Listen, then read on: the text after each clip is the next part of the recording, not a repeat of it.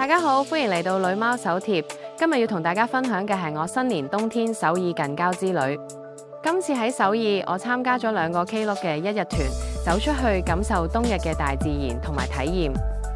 9時20分喺弘益大學站4號出口出發，隔離有間 Starbucks 喺呢度食早餐，時間可以容易控制啲，因巴士唔等人，夠鐘就會開車。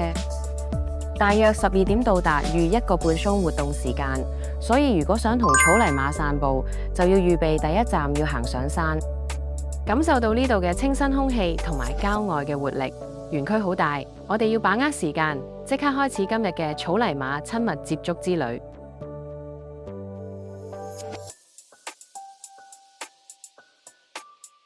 一嚟到餵食區，職員已經好熱情咁迎接我哋，佢哋唔單止有禮貌，仲好詳細咁教我哋點樣安全同草泥馬互動。提醒我哋要將飼料放喺手掌心，然後攤平隻手，咁樣草泥馬食嘅時候就唔會意外咬到我哋手指。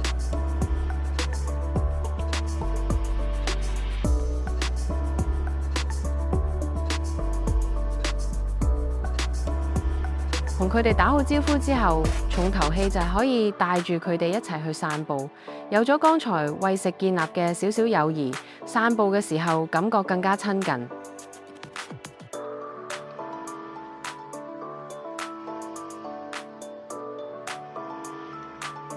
全個園區咧都好多草泥馬啦，同埋其他動物，但係因為跟團關係，所以未能漫步成個園區。呢度環境都好整潔，草泥馬都唔覺有氣味。午餐時間開始落雪，領隊帶我哋去咗食炒辣雞，暖暖身體。鋪頭嘅辣雞都幾好味道。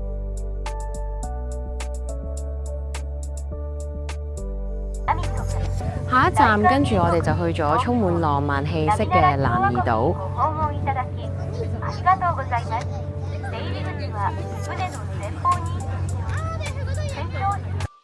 提到南怡島，好多人都會即刻諗起冬季戀歌。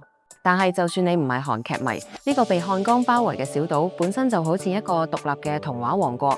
無論係情侶定係一家大細，都可以喺度揾到屬於自己嘅一片寧靜。如果落咗大雪，我相信呢度會更加靚。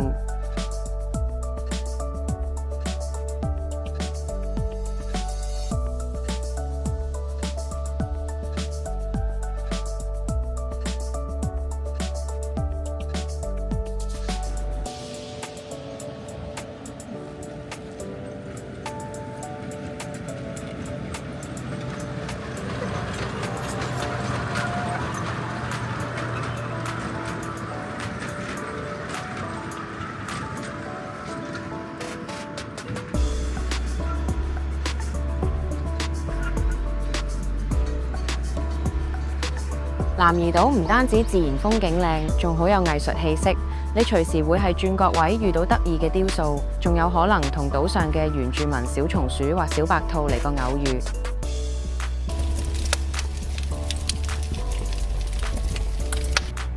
夠鐘坐船離開南怡島啦，下一站係神淨樹木園。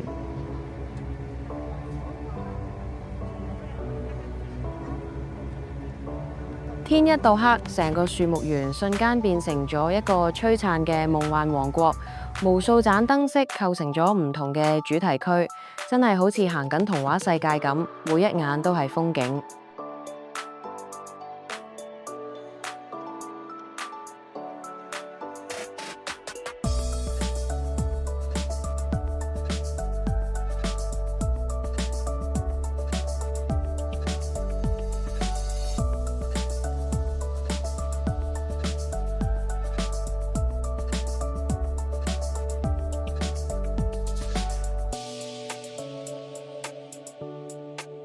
真係靚到唔捨得走啊！呢度絕對係打卡嘅天堂。夜晚回程到首爾市中心食馬鈴薯排骨湯，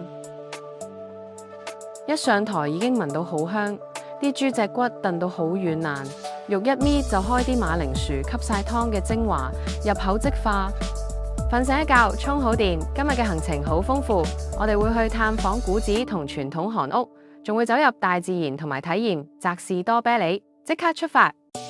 今日集合點係弘益大學站3號出口。我哋第一站係位於山林中嘅津歡寺，一踏入寺廟範圍，四周即刻好安靜，只聽到風聲同鳥鳴。呢度冇咩遊客，可以好自在地感受韓國佛教寺廟嘅莊嚴同祥和，係一個讓人心靈沉澱嘅好地方。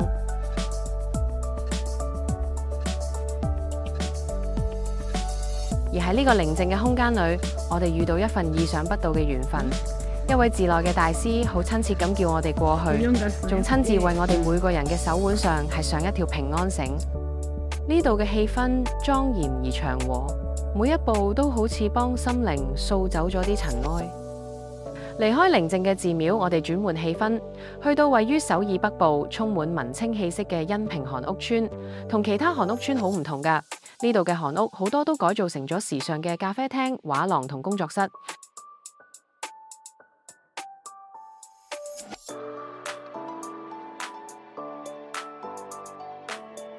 呢度都有好多地方適合影相。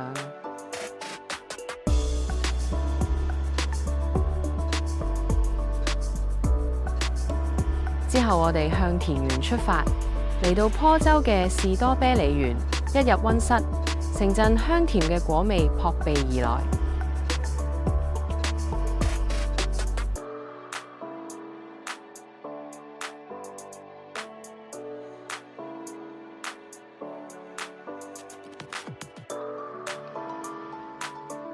消耗咗咁多體力，係時候補充能量啦。我哋喺金岳山附近揾咗間地道餐廳，食一餐用新鮮食材做嘅農家菜。食飽之後，我哋正式開始今日嘅健步環節，探索金岳山呢度嘅峽谷同溪流，景觀好壯麗。吊橋上步道，呼吸住最清新嘅空氣。如果今日下大雪，氣氛應該會更靚。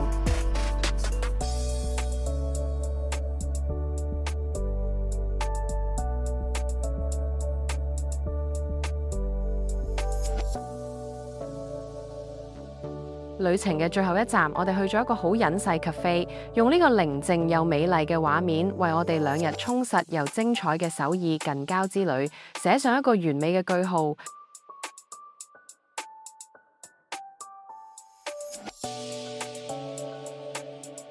從寧靜嘅鄉村返到繁華嘅首爾市中心，我哋已經準備好迎接今晚嘅壓軸大餐——炭火烤鰻魚。烤好嘅鰻魚外皮微脆，肉質肥美又軟嫩，配上甜甜鹹鹹嘅秘製醬汁，用紫蘇葉包住鰻魚同飯一齊食，多咗一份清香，更加解膩。今次嘅首爾近郊之旅就到呢度啦，希望大家中意我嘅分享，記得訂閱頻道同撳個 like， 你嘅支持就係我最大動力。下次帶大家去更多好玩地方，拜拜。